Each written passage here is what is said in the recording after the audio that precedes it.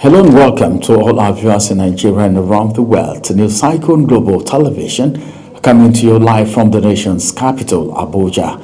I am Ramsey Enoch Agbo. A quick reminder that Global Television is on DSTV channel 365, Star Times channel 276, and Free TV. President Bola Tinubu has formally transmitted the Constitution of the Federal Republic of Nigeria Alteration State Police Bill 2026 to the House of Representatives, seeking lawmakers' speedy consideration and passage. The proposal aims to amend the 1999 Constitution to provide constitutional framework for the establishment of state police service across the country. In a later address to the Speaker of the House of Representatives, Tajuddin Abbas, the President said the bill builds on previous legislative effort by the House while introducing additional safeguards to ensure an effective dual policing structure capable of addressing Nigeria's evolving security challenges. First Lady Senator Oluyemi Tinubu has stressed the importance of investing in early childhood development, describing it as a critical to improving children's growth opportunity and shaping their future. The First Lady stated this while she received a delegation from the World Bank led by its country director in Nigeria, Dr. Matthew Vegas, at the State House, Abuja. Senator Tinubu says the federal government remained committed to supporting initiatives that would promote national development and improve the well-being of Nigerians. She noted that Nigeria's largest population remained a major advantage that could drive growth and progress if properly harnessed.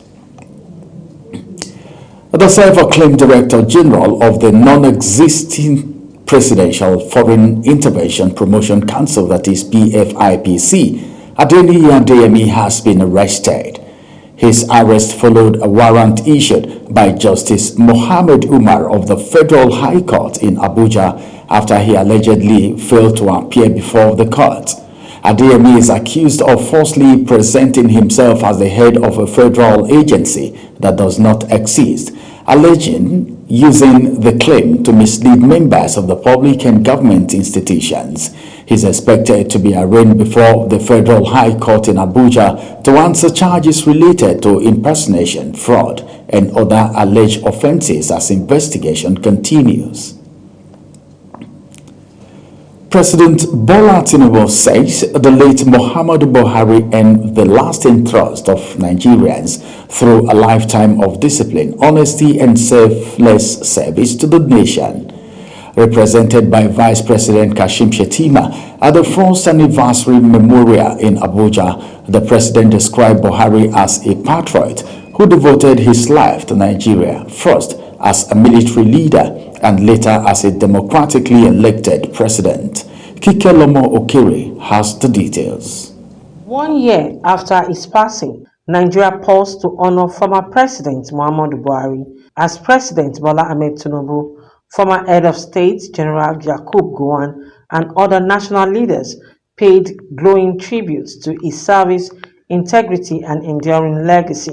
President Tinubu says Buhari's legacy of integrity, simplicity, and self-discipline remain a model for today's leaders, urging Nigerians to preserve the value he stood for. The president also assured Buhari's family of the federal government's continued support and prayers. Former head of state General Yakub Gowon described Buhari as a fair and just leader who governed every part of Nigeria without discrimination.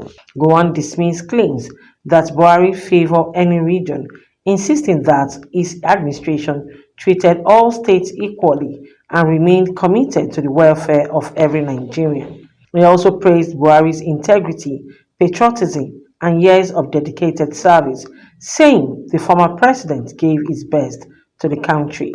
Leaders that really think of the good and the interest of Nigeria as a whole. Former Secretary to the Government of the Federation and Chairman of the Central Organizing Committee, Boss Mustapha, described the memorial as a celebration of a leader who devoted his life to national service. Borno State Governor Babangana Zulum says Buhari remained committed to restoring peace in the Northeast, while Budget and Economic Planning Minister Atiku Bagudu praised his discipline, commitment to national unity, and vision of a self-reliant Nigeria. A leader whose principles of discipline, integrity, patriotism, and selfless service define his public life and inspired millions of Nigerians. It is with gratitude to Allah that we remember a leader who in his lifetime gave his best to his family and the nation. Former Plateau State Governor Simon Lalong says Buhari will be remembered for promoting peace, security, and the fight against corruption. Former Information Minister Lai Mohammed hailed his humility, honesty, and compassion, announcing plans for an annual lecture on his ideals. Representing Katsina State Governor, Deputy Governor Farouk Jobe urged Nigerians to preserve Buhari's legacy by embracing integrity, accountability, justice, and selfless service. He was always willing to listen, engage constructively, and support initiatives that promoted the welfare of Nigerians. The first anniversary memorial drew political leaders, former public officials, family members, and associates, all united in celebrating the life and legacy of a leader many describe as disciplined, patriotic, and committed to the service of Nigeria. Kike Lomo Okere, Global TV News. The Independent National Electoral Commission (INEC) has unveiled a new online self-service portal that allows eligible Nigerians to register for a permanent voters card, that is PVC, transfer voting locations, update personal information, and replace lost or damaged voters card. The Commission disclosed these as part of its ongoing Continuous Voters Registration (CVR) exercise ahead of future elections. According to INEC, the portal enables first-time voters to complete their registration online using their mobile phones, including biometric capture, without physically visiting an INEC office. The Court of Appeal sitting in Abuja has affirmed the judgment restraining the Independent National Electoral Commission (INEC) from recognizing Congress or conventions conducted by the David Mark-led caretaker leadership of the African Democratic Congress (ADC). Justice Okon Abang, in the lead judgment, said the court found no reason to set aside the judgment of the Federal High Court. Ubong Usoro reports. In a split decision of 2-1, the Court of Appeal upheld the Federal High Court judgment restraining the Independent National Electoral Commission (INEC) from recognizing or participating in any state congresses conducted by committees appointed by Senator David Mark-led caretaker leadership of the African Democratic Congress. In the lead judgment, Justice Okon Abang held that there was no reason to set aside the earlier ruling, which also restrained the caretaker leadership from interfering with the tenure and functions of the party's elected state executive. The court held that the responsibility for conducting state congresses rests with elected state executive committees and not the national leadership. Reacting to the judgment, one of the plaintiffs in the suit, and ADC State Chairman Kogi State, Kingsley Temitope, expressed happiness with the ruling and urged members of the party to return to the negotiating table. And today now is for the ruling, and the judgment is in our favor. Our tenure has not expired at that time when we shifted this case. I'm telling you, there are some the breach constitution of the party. Speaking to Global TV, counsel to the defendant Solomon Dalong defended the party's position, saying it would study the judgment and decide on the next line of action. the chairman basically are challenging the authority of the National Working Committee to set up State Congresses Committee, which, according to their claim, is that the power from the constitution of ADC resides in them. So it has nothing to do with David Mark's leadership. It has to do with the powers of the state chairman to organize state congress as to who has the power under the ADC constitution. With Justices Okonabang and Donatus Okoro delivering the majority judgment, Justice Abba Mohammed dissented, holding that the matter was an internal affair of the party and not justiciable. The appellate court also held that the congresses and national convention conducted by the Mark-led caretaker leadership was null and void, having been held in violation of a subsisting court order and awarded a cost of 10 million naira against the ADC. The party has, however, announced its intention to appeal the judgment at the Supreme Court. Ubong Usoro, Global TV News. The presidency has criticized Oyo State Governor Seyi Makinde over his call for a United Nations-led investigation into the abduction of pupils and teachers in the state, describing the demand as unnecessary and politically motivated.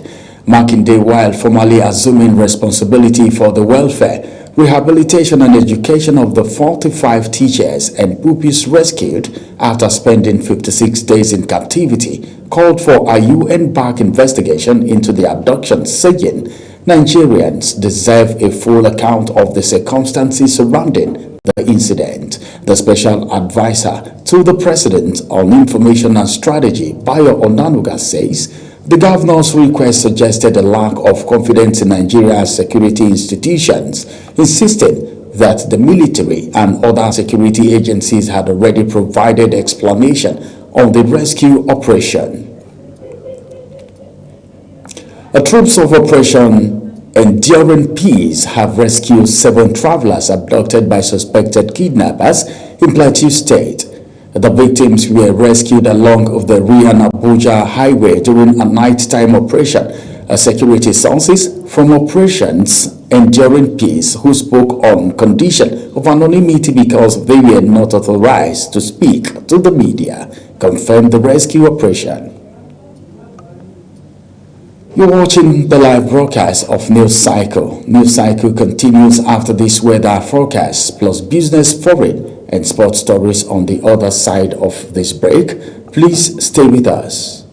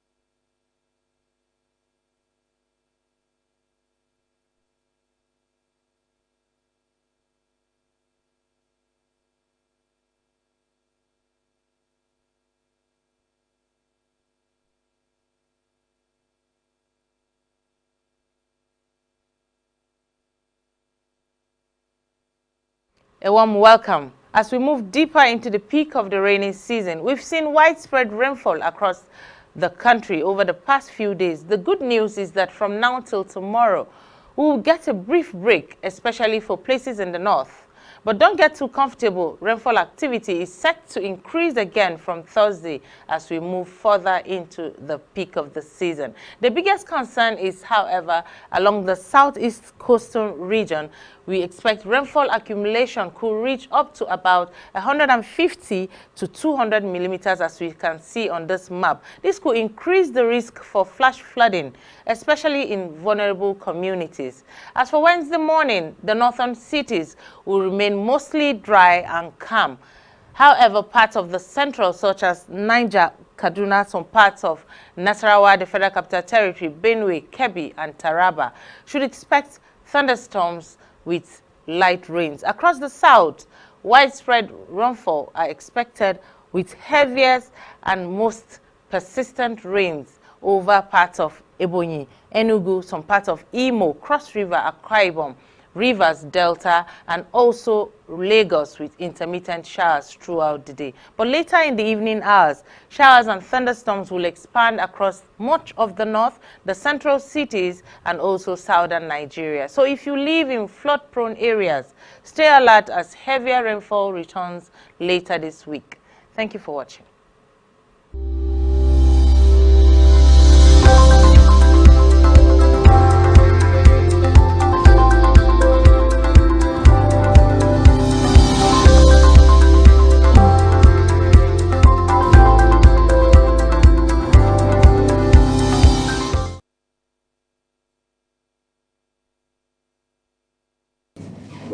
Welcome back from that break. Now in business. Vice President Kashim Shettima had declared that Nigeria and Brazil have moved beyond diplomatic engagement to the implementation stage of their agriculture and livestock partnership. The Vice President, who co-chaired the Nigerian-Brazil Strategic Dialogue Mechanism with Brazil's Vice President Geraldo Alckmin, spoke at a high-level Nigerian-Brazil agro-trade market at the presidential villa in Abuja. Shettima noted that both countries had recorded but milestone that would allow private sector operators to commence agro-trade under the bilateral agreement.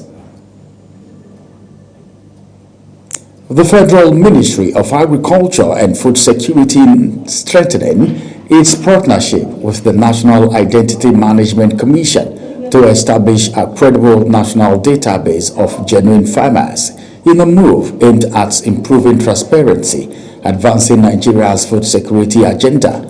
Minister of Agriculture and Food Security, Senator Abubakar Kari, disclosed this during a courtesy visit by the Director General of NIMSI, Abisoye Koka Adesote in Abuja.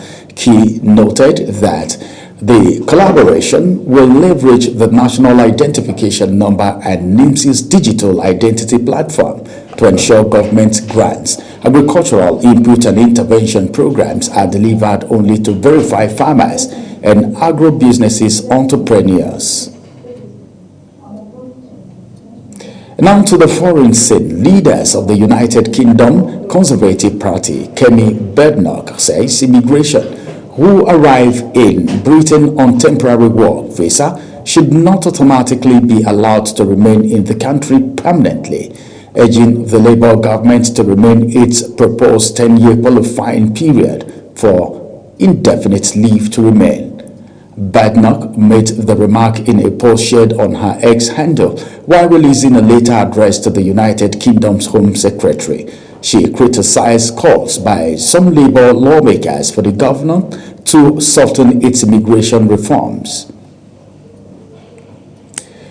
The European Union and the United Kingdom have signed a landmark agreement ending border checks between Spain and Gibraltar 6 years after Britain's exit from the bloc. Kabir Hassan reports.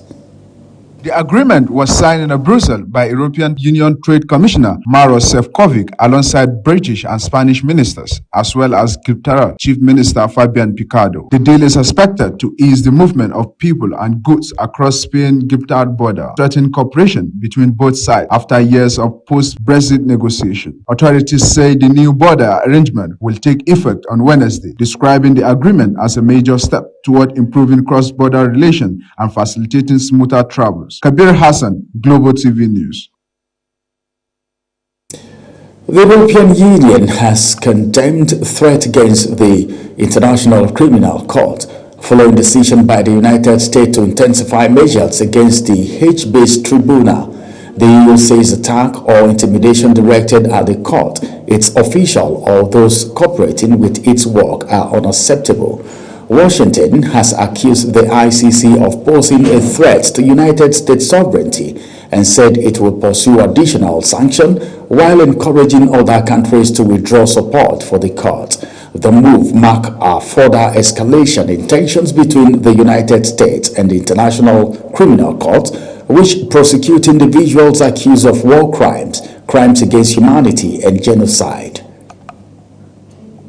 The ICC does not target sovereign states, nor does it constitute a threat to their sovereignty. Attacks or threats against the court, elected officials, personnel, or those cooperating with the court are simply not acceptable.